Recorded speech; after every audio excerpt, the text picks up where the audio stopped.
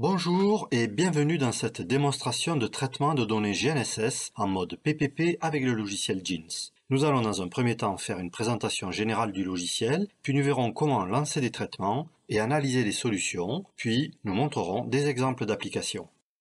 Jeans est un logiciel de calcul d'orbite et de positionnement précis du CNES développé depuis plus de 50 ans.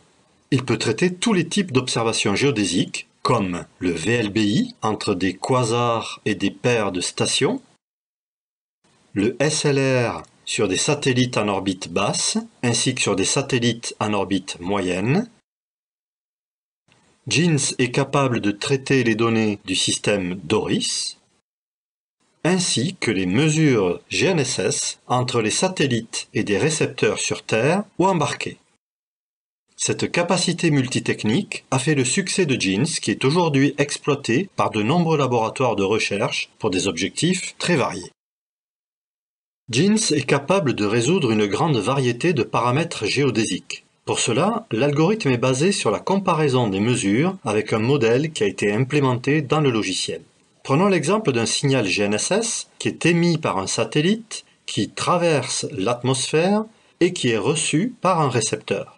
Au début du traitement, cette mesure de distance entre le satellite et le récepteur est différente de la distance calculée par Jeans, car la position du récepteur et l'impact de l'atmosphère sur la mesure, par exemple, ne sont pas bien connus.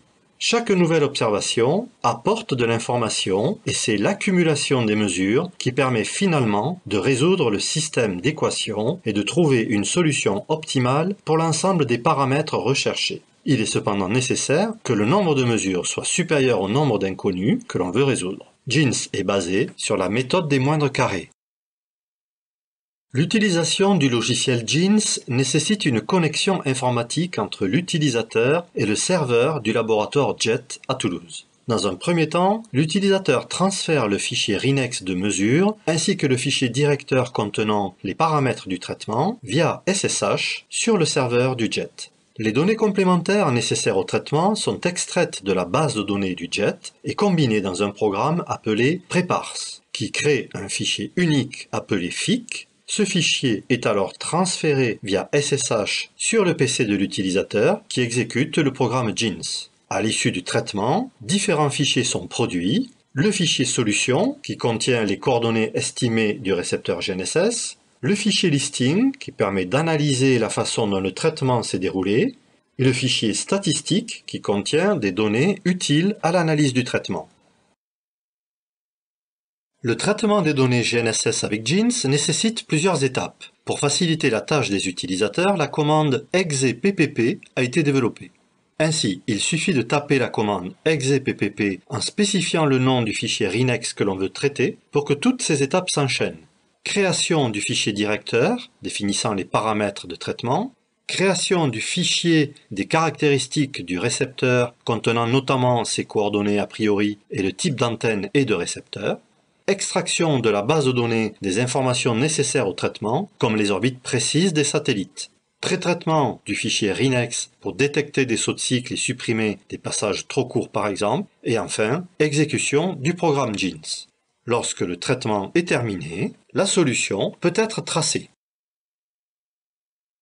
La technique PPP permet de positionner avec précision un récepteur GNSS indépendamment de tout autre récepteur. L'utilisateur a naturellement intérêt à utiliser le plus grand nombre de satellites et les produits les plus précis des orbites et des horloges de ces satellites.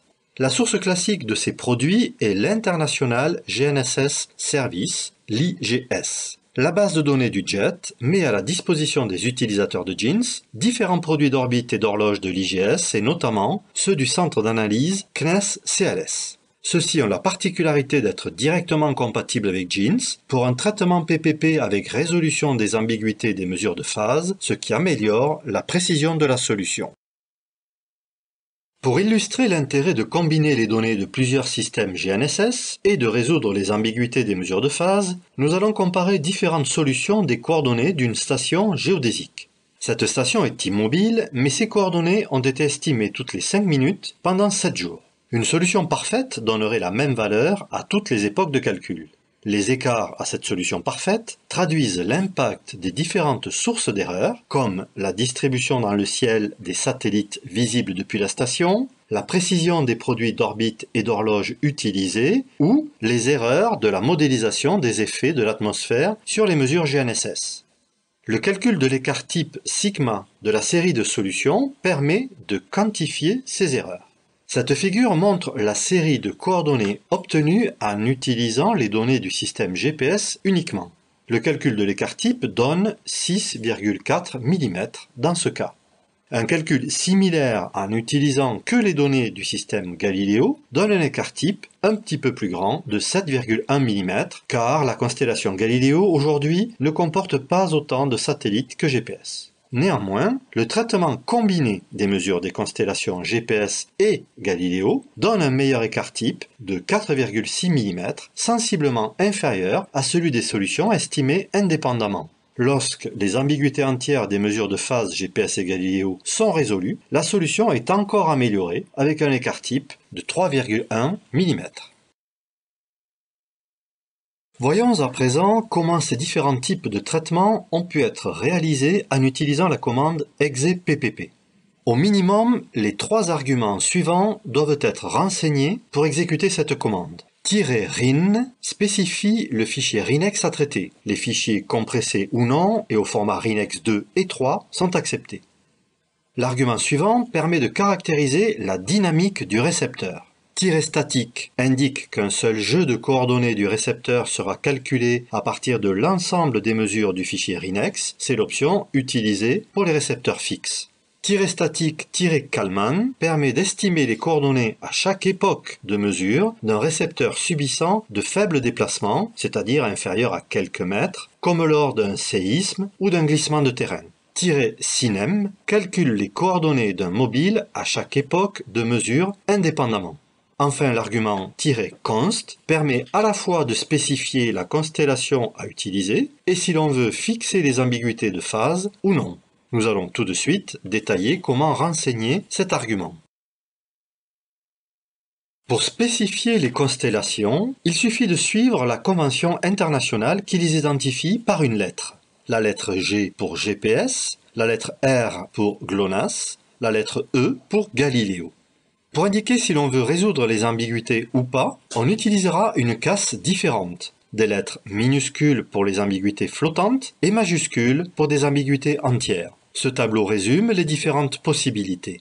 Vous noterez que la fixation des ambiguïtés des mesures de phase GLONASS n'est pas possible. Si l'on veut traiter les données de plusieurs constellations simultanément, il suffit de combiner les lettres correspondantes, comme dans ces exemples.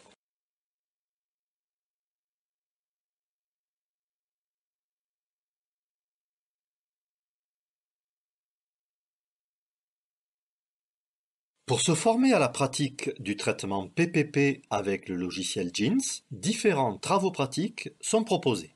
Il suffit de se rendre dans le répertoire JIN TP pour voir la liste de ces travaux pratiques. Nous allons commencer par TP EXE-PPP. Le répertoire TP EXE-PPP contient un manuel d'instruction Manual TP EXE-PPP qu'il suffit de suivre ligne à ligne. Ce répertoire contient aussi les fichiers RINEX des stations IPGG, USUD et YAR. L'objectif de ce TP est de montrer les trois types de traitements PPP possibles au travers de ces trois lignes de commande EXE-PPP. Le cas statique, avec l'estimation d'un jeu de coordonnées basé sur une journée de données de la station géodésique YAR. Le cas statique Kalman avec le calcul d'une position par seconde pendant 1 heure de la station géodésique USUD subissant un séisme. Le cas SINEM avec le calcul d'une position par seconde de la bouée océanographique IPGG soumise aux marées. Nous vous invitons à utiliser TP EXE-PPP pour tester votre installation de JINS sur votre PC et avoir un premier aperçu des possibilités de la commande EXE-PPP. À l'issue d'un traitement PPP, il est essentiel de le valider avant de se lancer dans l'interprétation de la solution. Il faut pour cela analyser le fichier listing créé par JINS dans le répertoire JIN Batch Listing.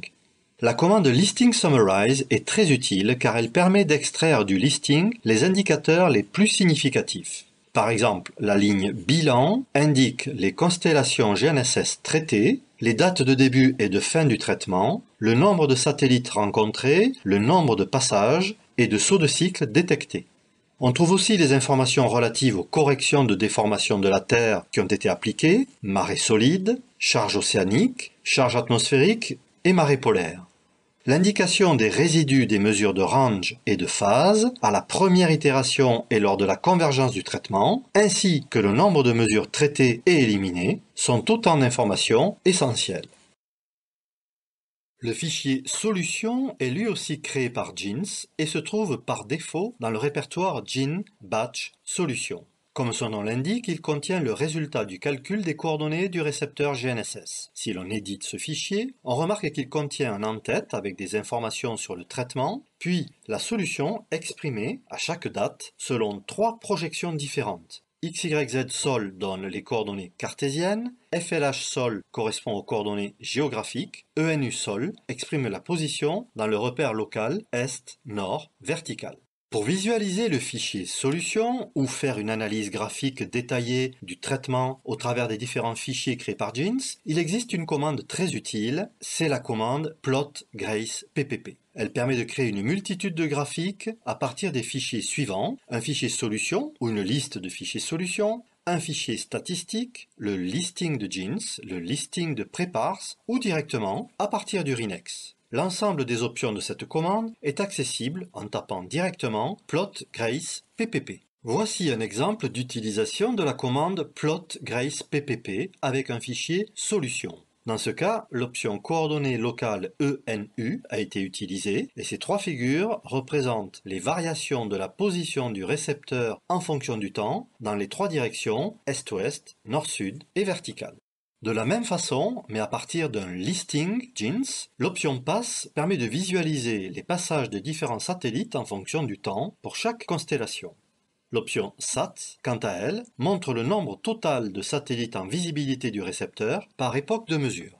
En utilisant cette fois un fichier statistique, il est possible de tracer le passage des satellites dans un repère local centré sur le récepteur avec l'option AE. Il est souvent instructif d'analyser les résidus des mesures GNSS en fonction du temps ou en fonction de l'élévation des satellites, comme ici avec l'option ERR, qui dans ce cas particulier permet d'identifier un lot de données suspectes de couleur cyan. En synthèse, avec seulement ces 3 commandes exeppp, listing summarize et plot_grace_ppp, il est possible de traiter les données, de faire un diagnostic du traitement et d'analyser graphiquement la solution. Les différents travaux pratiques que nous fournissons vous permettront de vous préparer au traitement de vos propres données. À titre d'illustration, le TP Relax permet de calculer le déplacement co- et post-sismique de la station GNSS CONS se trouvant à Concepción au Chili.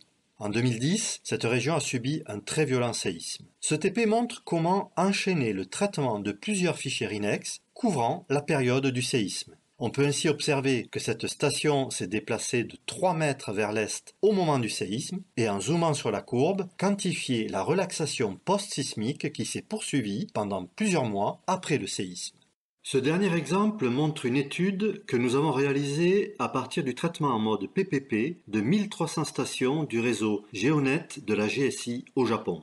Les données de ces stations ont été traitées indépendamment, en mode PPP avec GINS, et les coordonnées ont été estimées chaque seconde. Cette animation visualise le déplacement des 1300 stations lors du séisme de 2011. On peut observer une déformation de plusieurs mètres dans la région autour de l'épicentre, ainsi que la propagation des ondes sismiques sur tout le territoire.